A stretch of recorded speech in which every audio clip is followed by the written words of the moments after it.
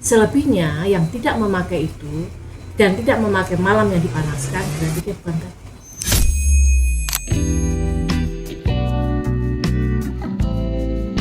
Oke teman-teman, kita sekarang lagi ada di Kampung Batik dan di sini ada teman-teman saya, Nahdi, lalu di sini ada Anjali, Sally, lalu Afifah, Fatia, dan di sini ada Zuhri dan Kosam. Nah di sini kita akan melakukan konservasi budaya yaitu batik ya. Makanya kita pergi ke Kampung Batik. Kita hidup di era di mana tren berganti secepat kedipan mata. Fast fashion, gaya luar negeri, dan identitas instan seringkali membuat kita lupa pada apa yang ada di dekat kita. Selama beberapa hari terakhir, saya mengamati lingkungan sekitar saya, seperti teman-teman di kampus, di kafe, hingga di media sosial. Satu hal yang saya sadari, batik kini lebih sering dianggap sebagai seragam formal atau sekedar pakaian untuk acara kondangan. Kegelisahan ini membawa saya melangkah lebih jauh. Tidak cukup hanya dengan mengeluh, saya memutuskan untuk melakukan sebuah aksi konservasi kecil namun nyata. Saya pergi ke Kampung Batik, bukan sekadar hanya untuk membeli, tetapi untuk mengerti. Langkah saya terhenti di sebuah rumah sederhana, namun penuh kehangatan. Di depannya terpampang sebuah nama Cinta Batik Semarang. Disinilah saya bertemu dengan sosok hebat yaitu Ibu Iin. Beliau telah mendedikasikan hidupnya untuk mencanting sejak tahun 2006. Nah, menariknya, aktivitas ini beliau lakukan langsung dari rumahnya sendiri. Kita langsung saja ke caranya. Nah, di sini setelah kita menemukan kain katun yang sesuai dengan keinginan, langsung digambarkan pola sambil memanaskan malam menggunakan pemanas. Pembedaannya hanya pembuatan motif. Kalau tulis pakai cantik tulis, kalau cap pakai alat cap, cutting cap.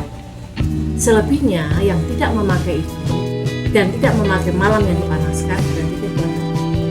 Jadi pakai mbak-mbaknya ini kan harus paham dong batik itu apa. Ya. Nah, selain mensosialisasikan atau selain melestarikan, berarti otomatis kita harus mencintai dong. Mencintai itu bisa jadi dengan cara ikut menyampaikan atau mengedukasi ke orang lain apa itu batik. Yang pertama. Yang kedua, dengan cara memakai batik yang sebenarnya. Ibu Iin dengan sabar membimbing saya dan teman saya.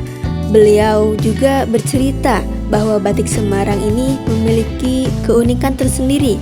Namun tantangan terbesarnya tetap sama, yaitu mencari generasi penerus. Sambil menggoreskan malam, beliau berbagi kisah tentang jatuh bangun menjaga usaha ini selama hampir 2 dekade.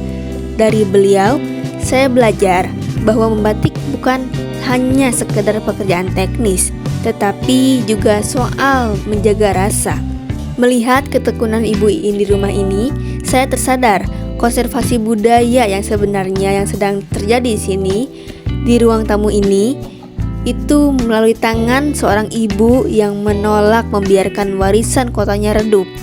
Beliau adalah bukti bahwa Cinta Batik Semarang bukan hanya sekedar nama plang, melainkan sebuah janji yang terus ditepati setiap harinya. Jujur saja, ketika saya melihat Ibu Iin melakukannya, semuanya terlihat begitu mudah. Tetapi saat saya yang mencoba sendiri, ternyata membuat batik itu sangat tricky, terutama di bagian mencanting ini.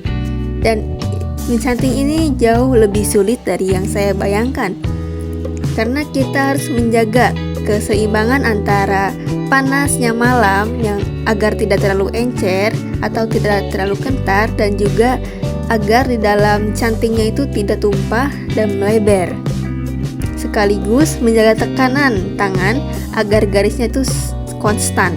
Salah sedikit saja, malam akan menetes dan merusak kain. Jika terlalu pelan, garisnya putus-putus, dan jika terlalu cepat, warnanya tidak tembus. Ini benar-benar menguji batas kesabaran saya. Setelah proses pencantingan, kini dilanjut dengan proses pewarnaan. Ibu Iin menggunakan pewarna baju untuk mewarnai batik kali ini. Batik itu limbahnya ada dua macam, limbah cair sama limbah padat. Limbah cair itu limbah pewarnaan batik. Kalau itu kan tadi kita memakai bahan pewarna sintetis. Jadi kalau pewarna sintetis itu kalau di saya kan itu namanya zat kimia, itu kan bahaya, ya. Walaupun saya memakai bahan namanya nafton itu yang tadi kan terdiri dari dua bagian tuh. Kalau saya bilang tuh, itu kalau dua zat ini kecampur dia warnanya sudah mati. Tapi namanya bahan kimia, mau sekecil apapun efeknya tetap aja itu berbahaya, namanya kimia. Untuk itu kita punya, sebelum kita buang keluar itu kita olah dulu atau kita saring dulu supaya yang keluar itu sudah aman. Tetapi kita untuk pewarnaan kita pakai dua bahan pewarna, zat kimia sama warna alam. Kalau warna alam kita pakai itu tanamannya di samping itu namanya daun stratilantes sama kayu-kayuan. Ada kayu tinggi, terus ada kayu tegeran, ada kayu secang, atau tidak ada penanaman kembali kan tetap aja nanti bisa merusak lingkungan. Jadi kita ambil ya kita juga tanam lagi. Limbah padatnya yaitu malam ini tidak kita buang tapi kita buat mengolah lagi untuk pembuatan malam yang baru. Inilah hasil karya kami. Mungkin tidak sesempurna buatan Ibu Iin sebagai pengrajin batik, tetapi setiap titik malam di atas kain ini adalah bukti kepedulian saya dan teman-teman saya. Aksi konservasi tidak selalu harus dalam skala besar atau kebijakan pemerintah. Mengunjungi sentra batik, belajar prosesnya, dan membagikan cerita ini kepada kalian pun sudah menjadi langkah awal untuk memastikan batik ini tetap bernapas di tangan generasi kita. Batik adalah identitas.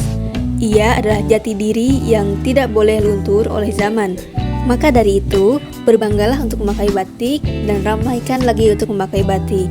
Saya, Sufi Sundari dari Prodi Teknik Informatika, dan inilah langkah kecil saya untuk melakukan konservasi budaya.